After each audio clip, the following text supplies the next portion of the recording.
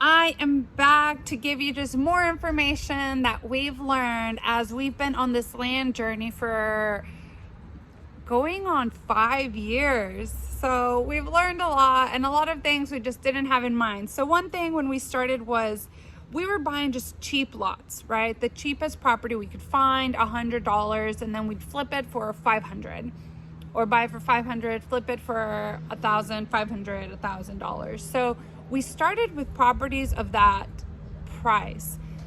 Then as we gained momentum, as we sold, then we were able to buy properties that were $35,000, $40,000 for one property, and then you resell it for 60 or 70 or whatever that amount is.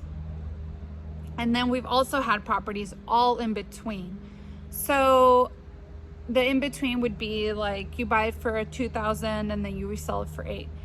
Now, we found our sweet spot in our business, having tried all of these. And so I'll give you a little bit of what we've seen in each category, but our sweet spot that we found and we have the best luck in is just that buy at 2,000, sell around 8 or 10,000.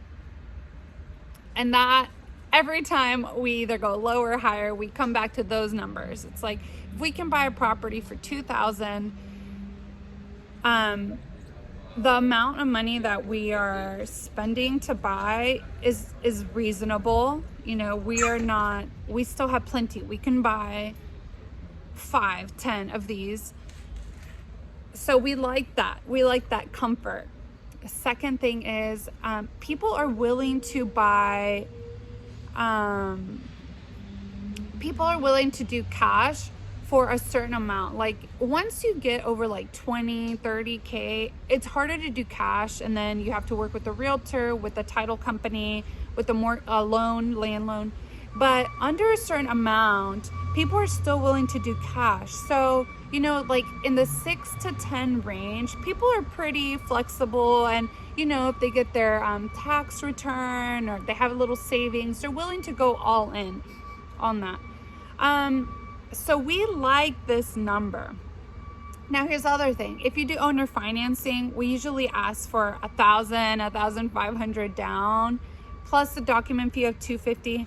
We get our money back relatively quickly. And then we can, that remaining amount, we can set up super low monthly payments just to make it very appealing to the buyer. So we can set up $200 monthly payments, $150 for 10 years. I mean, whatever that amount is, it just gives you flexibility and it makes those numbers look really appealing. Now with the lower payment ones, 100, now those are very low risk. So I understand if you're starting, if you want to do that, you don't have a lot of money to invest, I get it. Here is where my hang up is on those properties. The return is obviously smaller. The buyer, finding a buyer is pretty difficult. Although the numbers are really appealing, the person you're targeting usually doesn't have that savings, doesn't have that cash. And so they're looking for somewhere to go and park their car to like live in it. Not all the time, but you know, most of the properties that we've had default, it's actually on these really small properties where people are paying like $70 a month. And so finding the buyer, and then the buyers are kind of picky, you know, a lot of times they don't have a lot of money, so they want their money to go a long way. So they want their property to have X, Y, and Z. And so you just have to go through a lot of potential buyers until you get to that one person. And so that's the downside of that like lower amount in land. Now the more like the 30K, 40K you buy it and then you double it, you have, I mean, I don't know how much money everybody has, but you have a certain amount. Like if you have like tons of money to just play around with, I think it's fine. But if you have a set amount, then you can only buy so many of those properties. So it kind of gives you a cap as to how many you can buy. Second one is when we get to properties that are worth a certain amount of money, we end up working with the realtor just because it helps us. It's more credibility. they help market it, but then there goes some fees, right? Yes, you make enough money to where it's not much, but when you get to those properties, you are going to have to be paying the 6K, 10K, whatever to the realtor.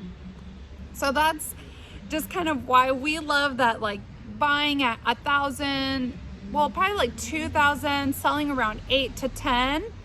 And it's just what we found works best for us, for our business, for where we are in our life right now, and where we found that most sellers just or most buyers feel comfortable with that range too. Most serious, I will say, most serious buyers that are pretty committed feel pretty comfortable in that range too. If you have any questions, please comment below. Please give a like into this video and subscribe. There's just so much more information that we have. We also have a course, which you can read the description below. And it just, again, goes into detail about so many different things about this land business. And it's why I get to stay at home with my 2 babies. I have a 1-year-old and a 3-year-old. And so it's something I'm super passionate about. Thank you for your time, and I hope that you keep watching other videos. Thank you.